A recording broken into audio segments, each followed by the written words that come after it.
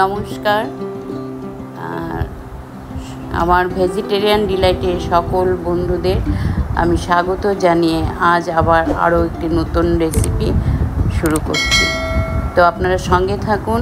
আমি আজ করব জলখাবার বা ব্রেকফাস্ট রেসিপি, অথবা ঠাকুর ভোগেও আপনারা এই রেসিপিটি তৈরি করতে পারেন।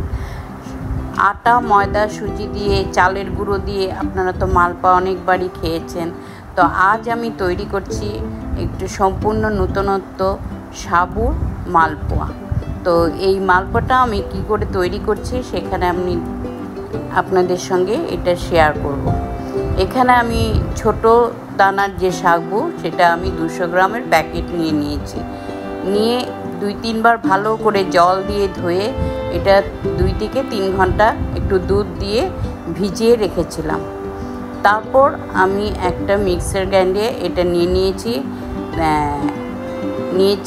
100 গ্রাম সুজি, আর সামান্য পরিমাণের দিয়েছি চিনি, প্রয়োজন অনুসারে চিনি দিয়েছি, সামান্য একটু নুন দিয়ে এটাকে আমি একটু পেস্ট করে নিয়েছি। তারপর আমি এটাতে মিশিয়েছি 10 টাকা দামের যে প্যাকেটগুলো আছে গুঁড়ো দুধের, সেটা 2 প্যাকেট দিয়েছি হাফ টিস্পুন বেকিং পাউডার, আর সামান্য পরিমাণ দিয়েছি একটু এলাচ গুঁড়ো। এই এলাচ গুঁড়ো দেওয়ার জন্য মালপোয়ার মধ্যে ফ্লেভারটা খুব সুন্দর হয় এবং খেতেও দারুণ সুস্বাদু। তো এইভাবে আমি একটা হুইস্কারের সাহায্যে ভালো করে ব্যাটারটাকে মিশিয়ে নেব। ব্যাটারটা খুব বেশি পাতলাও হবে না, আবার খুব ঘনও হবে না।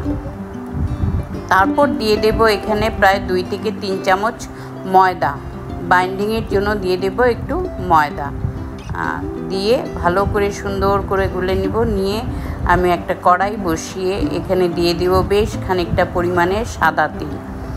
দিয়ে তেলটা একটু যখন গরম হবে তখন গ্যাসটা খুব হাই ফ্লেমে রাখবো না, লো টু মিডিয়ামে রেখে তারপর আমি একটা একটা করে একটা হাতার সাহায্যে আমি গোল করে এরকম দিয়ে মালপোয়াগুলোকে ভেজে তুলে নেব।